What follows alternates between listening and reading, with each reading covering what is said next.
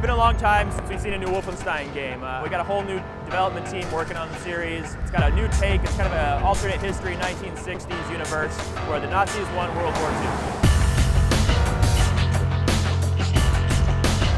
So Machine Games is kind of an interesting team. They say about 70% of the current staff came from Starbreeze. You may know Starbreeze from, most notably, the Chronicles of Riddick. Their twist on Wolfenstein is that it's an alternate history 1960s. The Nazis won World War II. There's a lot of kind of interesting scenes in this trailer they released of, like, the Nazis taking the moon landing and like bombing New York and posing like the Beatles is a bit of a twist for Wolfenstein. We're a new form studio, so this is very much our own vision of what we think Wolfenstein is and should be for the future. So we started out by looking at what we felt Wolfenstein was, and we think it's the intense, immersive action.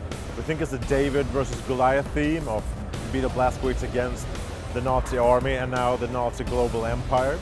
The game itself is very similar to what they've done in the past. It's got a lot of kind of the spirit of what they started doing in Riddick, like a mix of action and gunplay, as well as adventure elements. We have two pillars that the game rests on. It's the action bit, the intense, immersive action, but equally important to us is the adventure aspect. It includes puzzles that you'll solve in many different ways.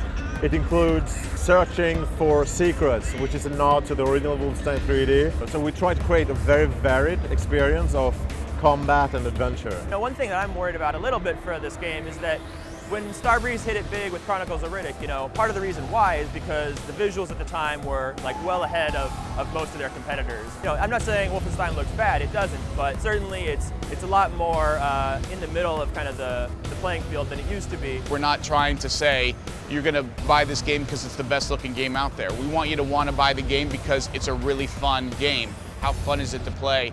Do you want to play it again because there's some choices you make that make the game play out differently, and I really want to see how it plays out if I had made this choice versus that choice. We do our own thing, and we have our own visual style, and we spend a lot of effort on creating not only just really cool environments, but also like the characters.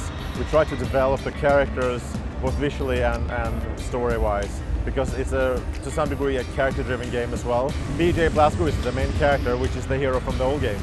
He's been in a coma for 14 years, so he wakes up and realizes that everything in the new is gone. All the easy answers he had is no longer valid. He's no longer a soldier in an army. The war is lost, country's lost, democracy is dead. So the player kind of joins him on the journey, and they just discover this world together. I mean, obviously there are a ton of shooters. It's hard to compete these days.